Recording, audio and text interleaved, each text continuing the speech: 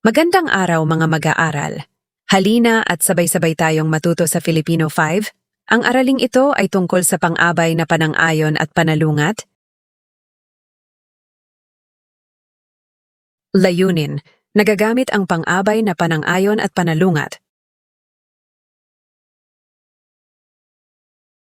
Gawain 1. Sang-ayon o hindi. Panuto. Itaas ang thumbs up kung sang-ayon kayo sa isinasaad ng pangungusap at thumbs down naman kung hindi.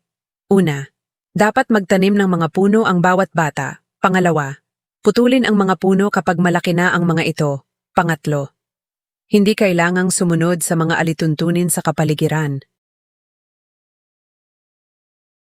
Tanong, paano ninyo ipinakita ang pagsang-ayon? Paano ninyo ipinakita ang pagtutol? Ano kaya ang tawag sa mga salitang nagpapakita ng pagsang-ayon at pagsalungat? Ang iyong sagot at opinyon ay maaring ibahagi sa klase.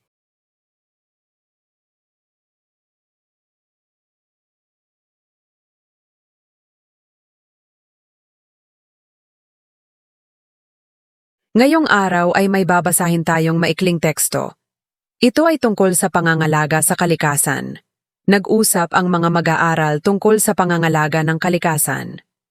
Sinabi ni Ana, tunay na mahalagang magtanim ng mga puno upang mapanatiling sariwa ang hangin. Sumagot si Ben, oo, dapat din tayong maglinis ng ating paligid araw-araw. Ngunit may nagsabing hindi na kailangan pang maghiwalay ng basura. Agad namang tumugon si Mia, hindi, mahalagang paghiwa-hiwalayin ang basura upang mas madaling ma-recycle ang mga ito. Sa huli, nagkasundo ang lahat na sama-samang pangalagaan ang kalikasan. Pag-unawa sa binasa, ano ang pinag-usapan ng mga mag-aaral? Ano-anong salitang nagpapakita ng pagsang-ayon ang ginamit sa teksto? Anong salitang nagpapakita ng pagsalungat ang ginamit sa teksto at bakit ito sinabi ni Mia? Ang iyong sagot at opinyon ay maaring ibahagi sa klase.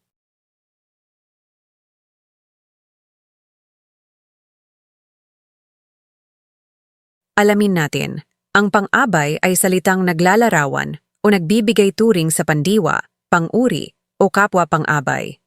Ipinapakita nito kung paano, kailan, saan, gaano kadalas, o sa anong paraan ginawa ang kilos o ipinahayag ang isang saloobin.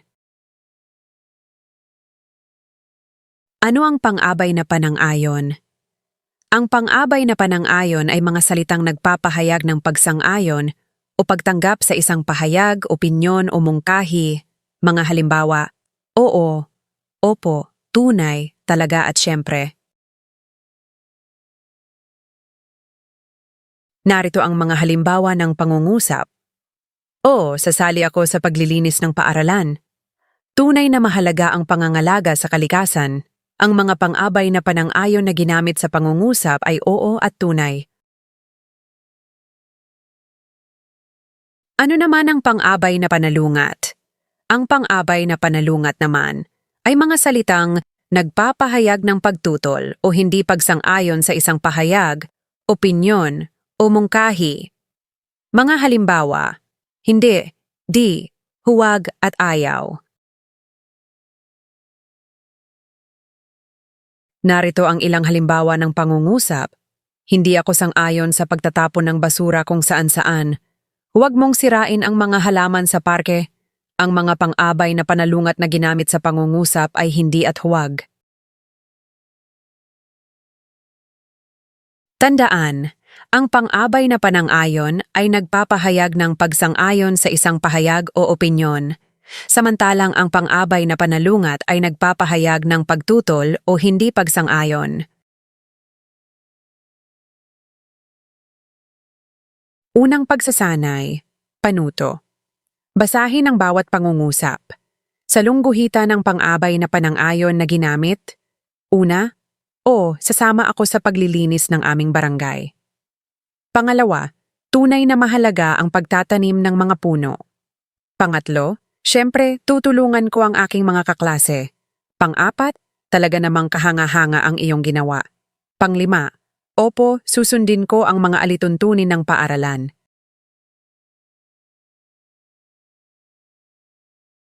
Ikalawang pagsasanay. Panuto. Basahin ang bawat pangungusap. Tukuyin ang pang-abay na panalungat na ginamit dito. Una, hindi ako sang-ayon sa pagtatapon ng basura sa ilog. Pangalawa, huwag mong sirain ang mga halaman sa hardin. Pangatlo, di dapat nagsusunog ng basura sa bakuran. Pang-apat, ayaw ni Ben na magkalat sa silid-aralan. Panglima, hindi tama ang pagputol ng mga puno ng walang pahintulot.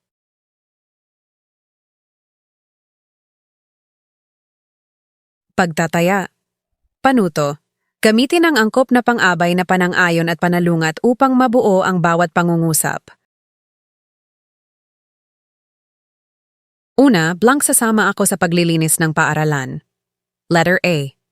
Hindi. B. Oo. C.